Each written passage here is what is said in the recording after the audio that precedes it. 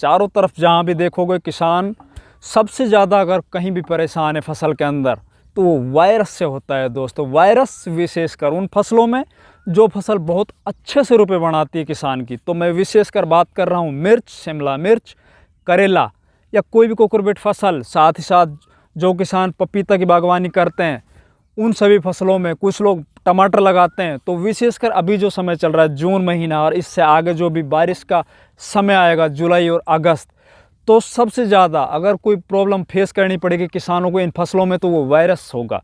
तो आज की वीडियो में ये वायरस कहाँ से आता है, क्यों आता है, इसको किस तरह से कंट्रोल किया जाए, सभी जानकारी आप लोगों को मिलेगी। वर्षों से मैं देख रहा हूँ कि इस वायरस के ऊपर आज तक सही जानकारी कहीं पर भी नहीं मिली है।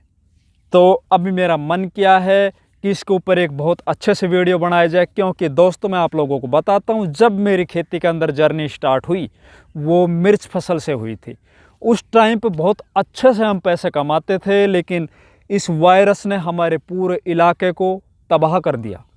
अब हालत ये है कि हमारे यहाँ पे मिर्च की फसल होना ही बंद हो गई।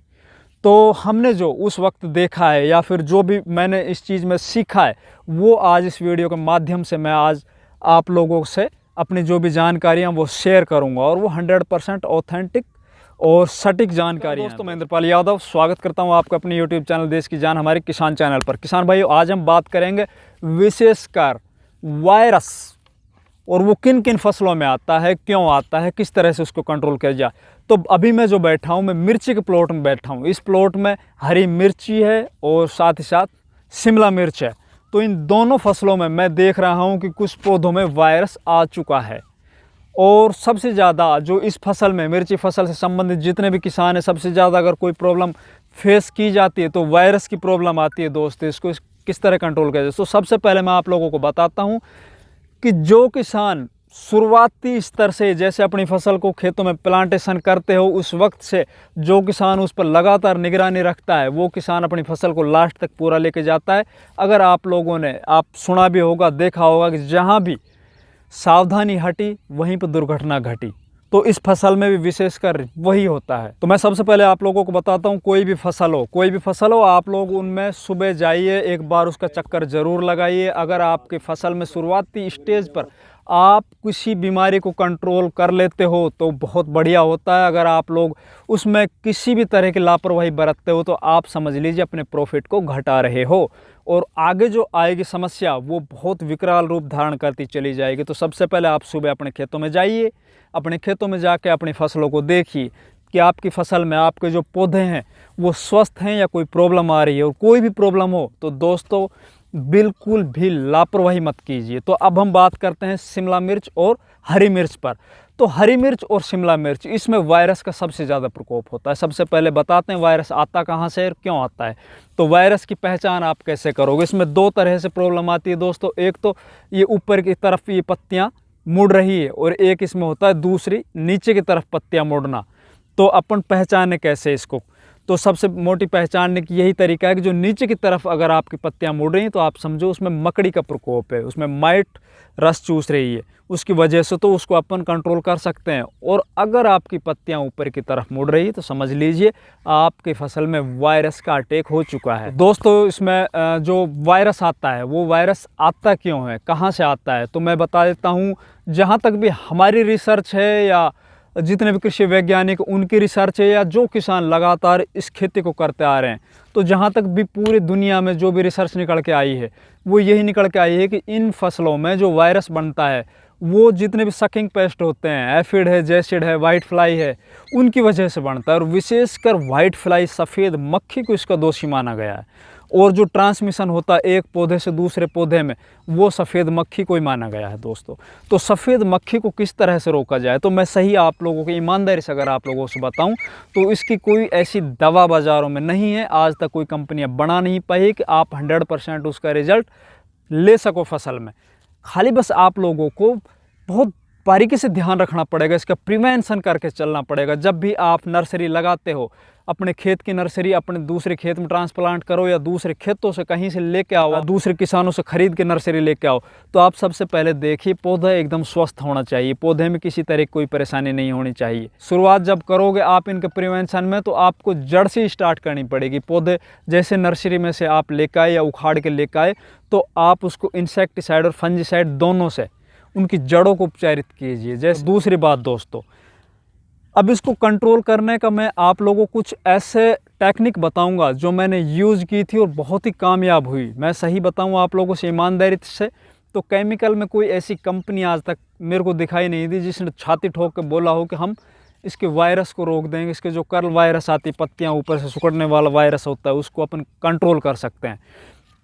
इसको अपन प्रिवेंशन कैसे करें, इसको किस तरह से रोकें? तो सबसे पहले मैंने बताया आप लोग स्वस्थ नर्सरी लीजिए, उसके नीचे रूट्स है उनको आप उपचारित कीजिए। दूसरा, आप जैसे अपने खेतों में लगा देते हो, तो आप हर सप्ताह, शुरुआत में आप हर सप्ताह हर 7वें दिन 8वें दिन इसमें स्प्रे ज़रूर करते रहिए, चाहे किसी भी इंसेक्टिसाइड का करो। आप शुरुआत हल्के से लीजिए, जैसे कि एसिटामिप्रिड है या एसीफेट और इमिडाक्लोरोपिड है, वो भी अलग से कॉम्बिनेशन आता है कुछ में, कुछ एसीफेट और मोनोक्रोटोफॉस, इन दोनों का कॉम्बिनेशन भी इसमें बहुत अच्छे से काम करता दिखाई दिया। हमने खुद काफ़ी इनको काम में लिया है, बहुत अच्छा रिजल्ट आया।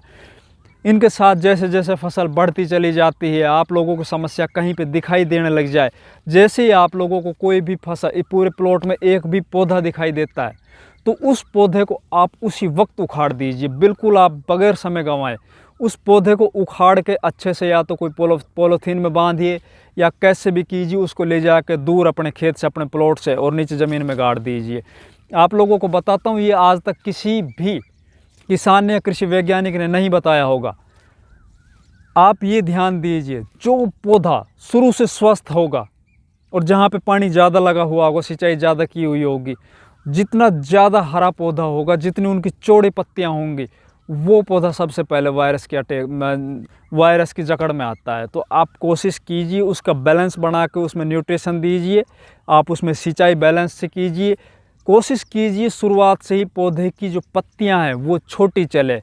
अगर आपकी पत्तियां छोटी चलेगी तो वायरस आने की बहुत कम संभावना हो जाएंगे। दोस्तों, इसका जो रिसर्च निकल का है मेरे दिमाग से, वो यही होता है कि जितने ज़्यादा चौड़ा पत्ता होगा, जितना कोमल पत्ता होगा, जैसे ही सकिंग पेस्ट जितने भी इसके रस को चूसेंगे, ये स्ट्रेस में आ जाता है ऊपर से इसका, जैसे कि जितना भी इसका रस जैसे जैसे चूसता चला जाएगा, ये पौधा है ऊपर से स्ट्रेस में आता चला जाएगा, यूँ सुकड़ता हुआ चला जाएगा। एक तो दोस्तों अपना स्प्रे का और फर्टिगेशन शेड्यूल है वो बिल्कुल एकदम प्रॉपर तरीके से रखिए, बैलेंस बना के रखिए। दूसरा, अब मैं आप लोगों को एक बहुत ही बेहतरीन और रामबाण इलाज बता रहा हूँ इसका, वो अभी बहुत से किसान करने में लग गए हैं। देख, तो आप जब भी मिर्ची लगाओ या शिमला मिर्ची लगाओ, तो आप क्रॉप कवर जो आजकल चल रहा है सिस्टम, जो पौधों को एक तरह से वो कवर कर लेता है, तो उसको आप लगाइए। जैसे आप लगा दोगे उसको पूरा क्रॉप कवर टनल लगा दोगे आप, तो उसमें जितने भी इंसेक्ट हैं वो आएंगे नहीं अंदर। दूसरे बात दोस्तों,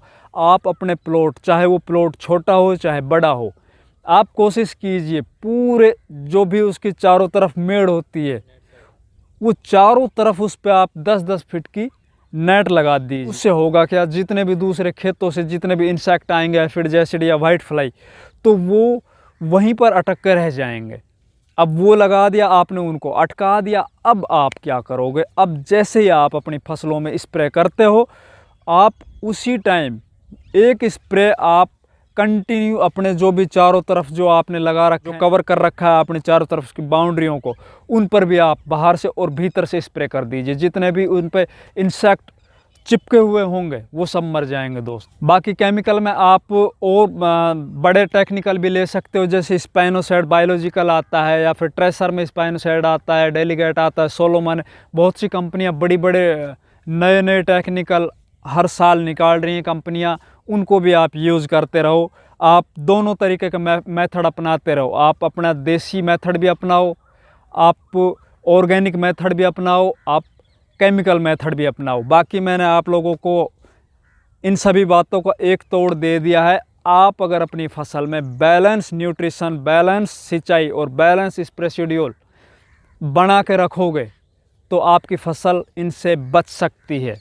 और जैसे ही आपकी फसल में ये दिखाई दे, तुरंत उस पौधे को उखाड़ो और खेत से बाहर। ये आप कर लीजिए, आपकी फसल में ये समस्या होगी ही नहीं। धन्यवाद।